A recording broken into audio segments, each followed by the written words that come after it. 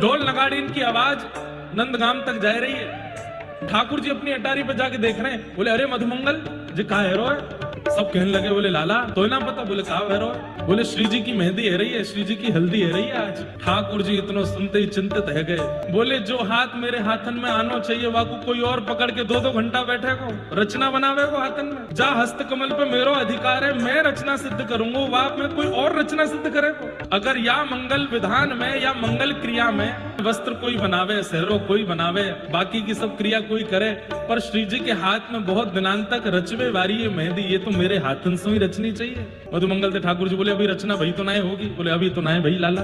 मधुमंगल यदि या पूरे ब्याह में एक क्रिया मैंने ना करी तो मन ना लगेगा? बोले कहा? बोले किशोरी जी के हाथ में तो मेहंदी की रचना मैं करके आऊंगा, स्वयं जाऊंगा। मधुमंगल बोलो लाला तेरो बड़ो विचित्र स्वभाव है, कभी मनहारी बन के जावे, कभी जोगी बन के जावे, कभी मोर बिहारी बन के जावे, कभी श्यामा सखी बन के जावे, कभी कछु बन के जावे, अब मेहंदी रचावे वारी बन के जाएगा।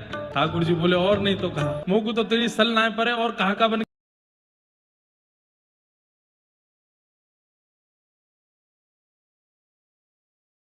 के जाएगा? बोले अब तो दुल्हा बन के ही जावे वारों कछु दिना में, वाके बाद बार बार रूप बदलने की आवश्यकता ना, पर जाते जाते एक बार और रूप धारण कर। बोले अब कहा बन के जाएगा? बोले मेहंदी रचना करवे वारी बन के जाऊंगा। तू कैसे करके बरसाने में हल्ला करवाए दे कि सबसे बढ़िया मेहंदी रचावे वारी मैंने बुलवाई है, श्री जी के हाथ में मेहंदी वही ते रचवाओ। मधुमंगल बोलो ठीक है लाला करूं।